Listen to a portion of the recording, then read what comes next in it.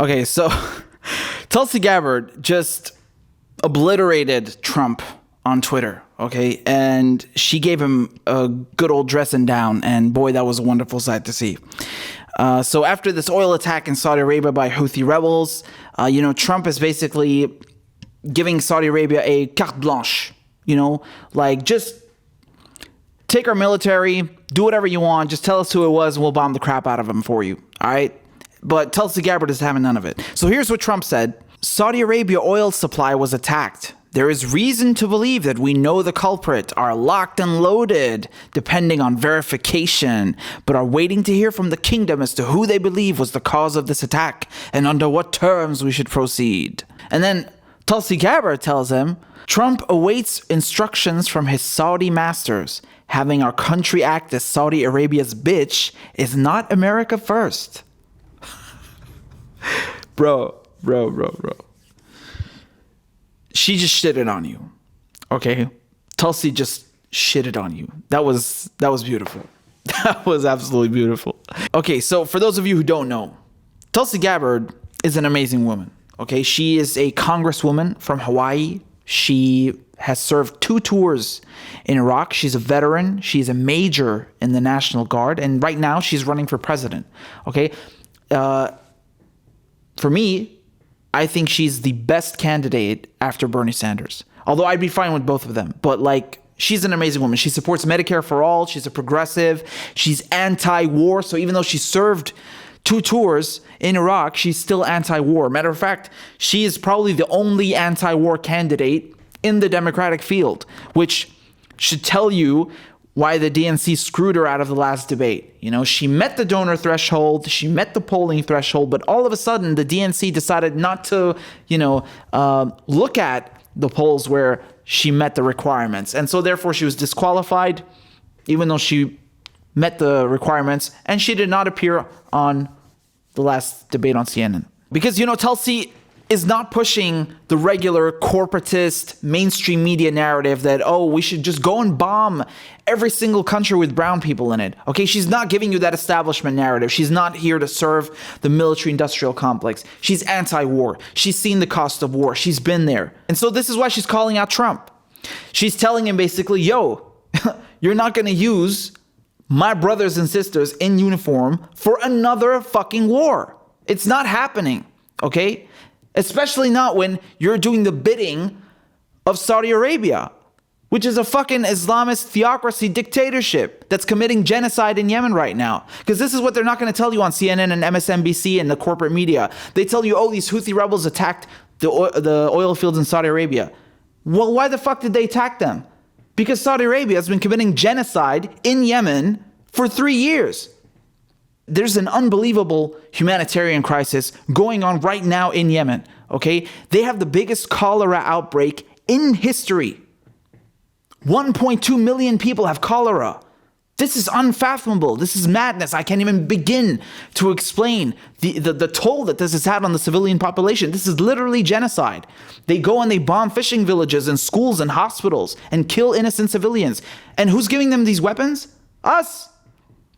The UK, France, the United States. Donald Trump sold them $300 billion worth of weapons. And then they used those weapons to go and bomb civilians in Yemen. And now on top of it, he's like, you can use our military to start a fucking war with Iran. Man, this is madness.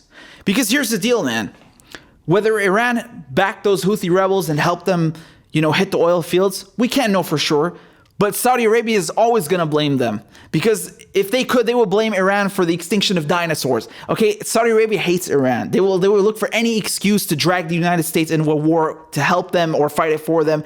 This drives me crazy because I don't understand how Trump cozies up with these people. If you guys remember when Trump was running for president, he was the only candidate that was calling out Saudi Arabia. 15 out of the 20 hijackers on 9/11 were from Saudi Arabia. Saudi Arabia funds all these jihadi groups and Wahhabi terrorists across the world. Okay, Al-Qaeda, ISIS, they get all their funding from Saudi Arabia. This is a fact. They fund the same people that come to kill us. And now Trump is cozying up with them and telling them they can use our military. My brain is going to implode. I don't understand this. And this motherfucker, he's telling us throughout the whole Republican cycle of the primary that, Saudi Arabia is bad, and he's being really woke. Like, even I was like, holy crap, how is Trump like saying the truth? And he's saying all this stuff about Saudi Arabia, which is true. And then he gets into the White House and it's back to the same old bullshit. Let's just oil the cogs of the fucking war machine, man. Come on, let's keep bombing the Middle East, Let's keep giving Saudi Arabia money and kissing their ass because they have our oil.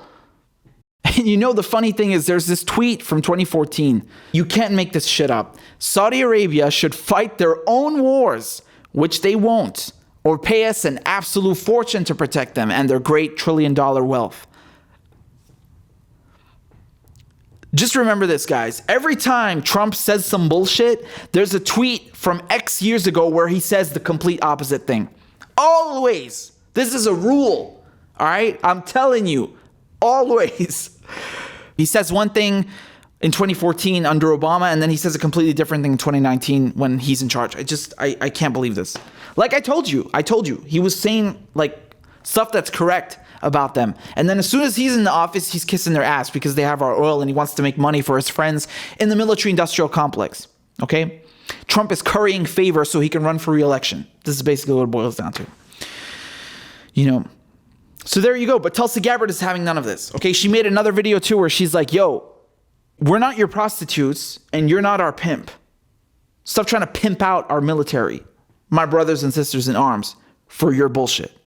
Yesterday, President Trump offered to place our military, my brothers and sisters in uniform, under the command of Prince Mohammed bin Salman, the dictator of the Islamist Kingdom of Saudi Arabia. Trump said we are locked and loaded, but are waiting to hear from the kingdom as to who they believe was the cause of this attack and under what terms we would proceed. Now, Mr. President, as you know, I have never engaged in hateful rhetoric against you or your family, and I never will. But you're offering our military assets to the dictator of Saudi Arabia to use as he sees fit is a betrayal of my brothers and sisters in uniform who are ready to give our lives for our country, not for the Islamist dictator of Saudi Arabia. And for you to think that you can pimp out our proud servicemen and women to the Prince of Saudi Arabia is disgraceful. And it once again shows that you are unfit to serve as our commander-in-chief. As a member of Congress and as a soldier, I and all of my brothers and sisters in uniform have taken an oath to protect and defend the American people and the Constitution of the United States of America. There is nothing in our Constitution that gives you the power to go to war without the express consent of Congress. What to speak of giving you the power to offer our military to a foreign power like the Kingdom of Saudi Arabia to use as they wish. President Trump, your words and actions are a betrayal of my brothers and sisters in uniform, the American people, and our Constitution. My fellow service members and I, we are not your prostitutes. You are not our pimp. Tulsi Gabbard schooled you. Tulsi Gabbard obliterated you. Congresswoman Gabbard owned Trump. And by the way, that's Major Gabbard to you. I love Tulsi.